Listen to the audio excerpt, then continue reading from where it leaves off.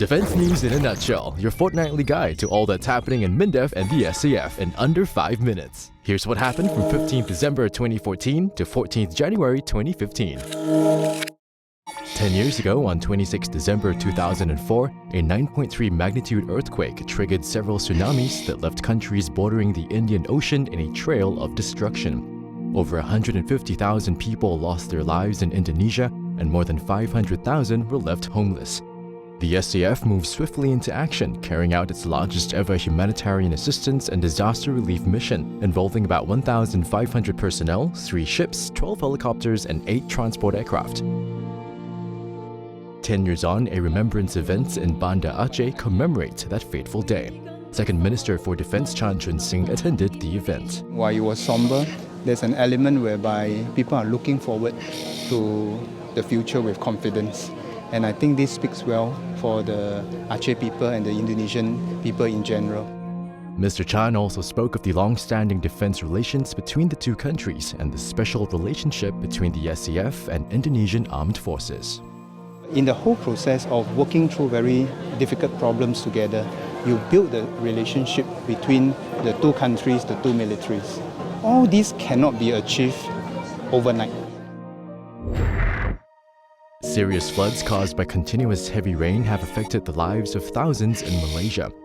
Flooding would also contaminate drinking water and give rise to waterborne diseases.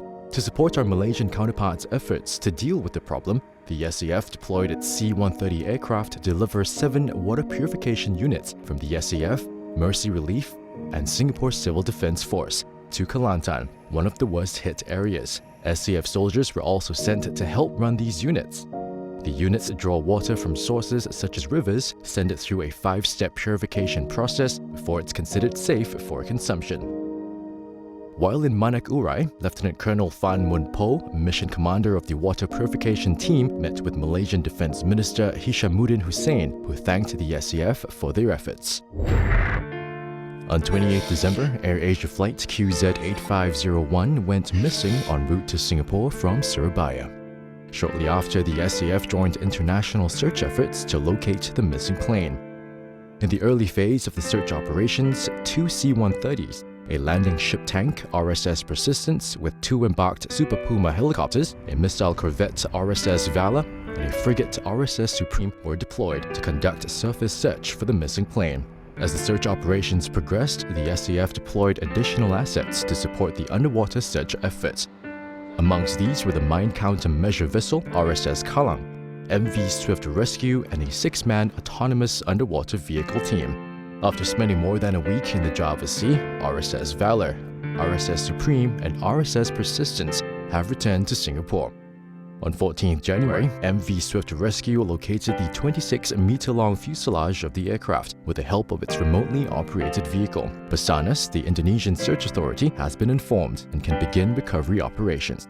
We hope that the SAF's assistance can help provide closure to the families of the passengers and crew. For more details on these stories, visit mindef.gov.sg. And here's what's buzzing on our social media channels. Head on over to Defense Minister Dr. Ng Eng Hen's Facebook page for a quick look at a summary of key highlights from MINDEF and the SAF in 2014. Dr. Ng also noted how 2014 was a year with tragic calamities that affected the region, but stated that he was proud of how the SAF responded decisively and quickly to help our neighbors in need. He also expressed his appreciation for the tireless efforts, dedication, and commitment of all MINDEF SAF officers and the strong support of Singaporeans for a strong defense. Over at the Army's Facebook page, find out how the explosive ordnance disposal team sprang into action when a war relic was found at a construction site near Geylang on New Year's Eve. The 4.5-inch projectile from World War II was safely moved and destroyed at a disposal site.